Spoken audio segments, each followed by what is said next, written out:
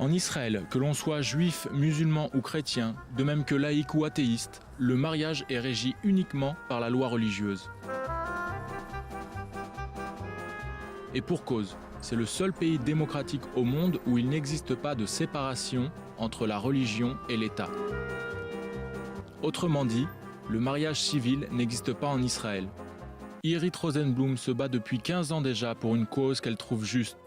Elle veut que les Israéliens qui le désirent puissent fonder une famille de façon libre et sans le joug de la religion.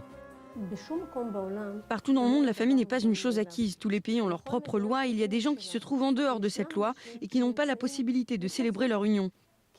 Près de la moitié de la population en Israël ne peut pas se marier et n'est donc pas considérée comme une famille. C'est pour ça que nous sommes là. Son association est une alternative pour tous ceux qui n'ont pas la possibilité ni l'envie de se marier selon la tradition et la loi juive. Notre solution réside dans cette carte, qui est en fait une déclaration sous serment de la part des couples qui viennent chez nous. Ils déclarent donc sous serment qu'ils vivent en concubinage et en échange, ils reçoivent cette carte qui leur permet d'être reconnus comme un couple marié aux yeux des institutions.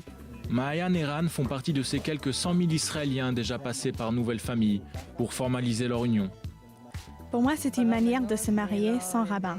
Une alternative intime et modeste qui nous appartient. Un Pax à l'israélienne en quelque sorte. D'autres s'opposent aussi à l'hégémonie de la religion, comme ce rabbin qui prône le mariage civil en Israël comme solution. Ce que nous demandons, c'est qu'il y ait en Israël la possibilité de se marier civilement, afin que chacun puisse choisir la façon dont il veut célébrer son union.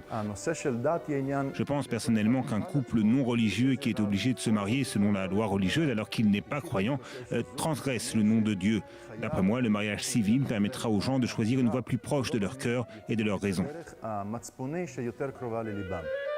D'autres encore s'y opposent formellement. Le rabbin David Staff comprend la situation de ces centaines de milliers de couples, mais ne peut rien faire.